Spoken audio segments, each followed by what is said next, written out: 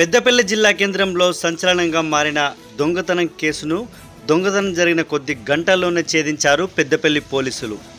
పెద్దపల్లి జిల్లా కేంద్రంలోని అయ్యప్ప ఆలయంలో మంగళవారం రోజున అర్ధరాత్రి ఓ దొంగ ఆలయంలోకి ప్రవేశించి హుండీని పగలగొట్టి అందులో ఉన్న సొత్తును కాజేసి ఎవరికి అనుమానం రాకుండా తాళాన్ని మళ్ళీ బిగించి అక్కడి నుంచి ఉడాయించారు. ఆలయ సిబ్బందికి అనుమానం వచ్చి పోలీసులకు సమాచారం అందించగా ఏసీపీ కృష్ణ అక్కడికి చేరుకుని కేసు నమోదు చేసి వెంటనే పోలీస్ అధికారులను ఆదేశించారు.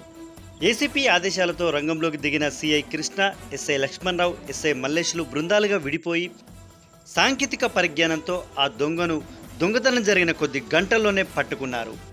ఆ దొంగ వద్ద నగదును స్వాధీనపరుచుకొని అరెస్టు చేసినట్లుగా పెద్దపల్లి ఏసీపీ కృష్ణ తెలిపారు.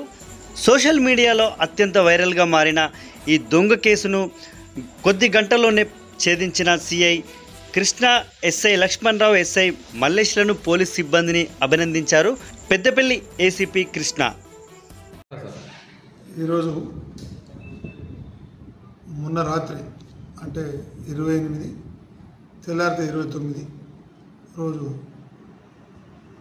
మన పెద్దపల్లిలో హార్ట్ ఆఫ్ ద సిటీ జిల్లా కేంద్రంలోని సెంటర్లో ఉన్నటువంటి అయ్యప్ప స్వామి గుడిలో ఈ కంపెల్లి శ్రీనివాస్, ఇతను నిన్నెల మండలి మైలారం ఇతని, ఇతను గోడ దూకి అక్కడ ఉన్నటువంటి బయట ఉన్నటువంటి అయ్యప్ప స్వామి టెంపుల్లో ఉన్న బయట ఉన్నటువంటి హుండీకి ఉన్నటువంటి తాళాన్ని పగలగొట్టి ఒక రాడ్తో అందులో ఉన్నటువంటి క్యాష్ ఏదైతే ఉందో తీసుకోవడం జరుగుతుంది.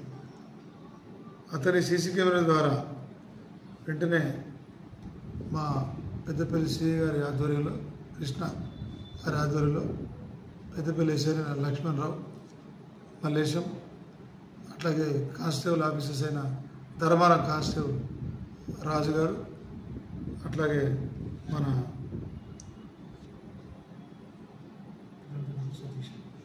సతీష్, వీళ్ళందరూ కలిసి ఇమ్మీడియట్గా సీసీ ఫుటేజ్ని కల్టివేట్ చేయడం, దాని ఆధారంగా అతన్ని గుర్తించడం, ఇమ్మీడియట్గా అతన్ని పట్టుకునే ప్రయత్నంలో అతన్ని ట్రాక్ చేసి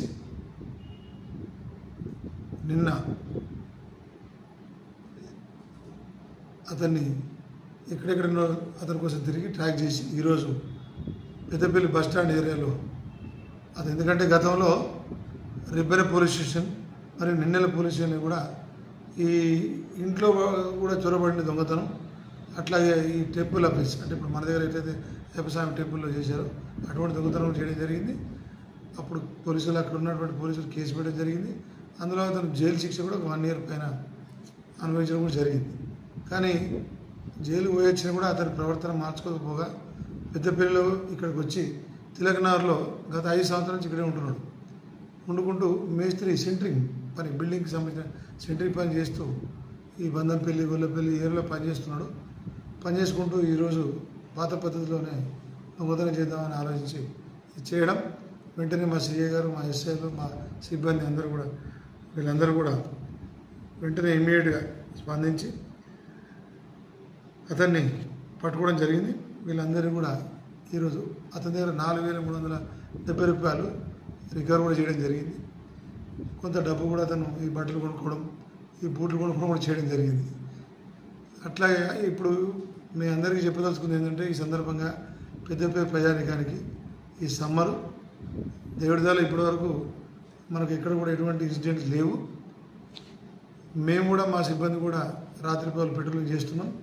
అయినప్పటికీ మీ అందరూ కూడా ఇప్పటికి కూడా నా విజ్ఞప్తి ఏంటంటే, ఎట్టి పరిస్థితుల్లో కూడా మీరు ఎటైనా ఊరికి వెళ్తుంటే తాళం వేసి ఖచ్చితంగా మీ స్ట్రీట్లో ఉండేటువంటి వాళ్ళకు కానీ, మీ ఇంటి పక్క వాళ్ళకు కానీ, లేదా మీ కాలనీ అసోసియేషన్ వాళ్ళకు కానీ, లేదంటే మా పోలీసులు కానీ చెప్పినట్లయితే మా సర్వేలెన్స్ పెడతాం. మేము ఎట్లాగో మేము కంపల్సరీ ప్రతిరోజు పెట్రోలింగ్ చేస్తాం.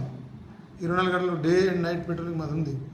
ఇలాంటి విషయం మాకు మీరు ఊరు వెళ్తున్నప్పుడు చెప్తే మేము కూడా ఒక కన్నేసి మీ ఇంటి వైపు కన్నేసి నిఘా కూడా పెడతాం. కాబట్టి ఖచ్చితంగా మాకు ఆ వివరాలు తెలియజేసిన కోరుతున్నాం. అట్లాగే మీరు కూడా మీ ఇల్లు, మీ సామాను మీరు ఎంతో కష్టపడి సంపాదించినటువంటి వస్తువులు బంగారం కావచ్చు, బట్టలు కావచ్చు, దొంగోడికి చెప్పే లాభం అంటారు.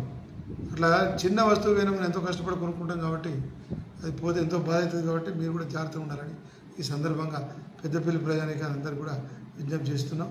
అట్లాగే ఇమ్మీడియట్గా రాత్రి జరిగింది, పొద్దున 10 గంటలకు తెలిసింది, ఈరోజు 10 గంటలకు పట్టుకున్నాం.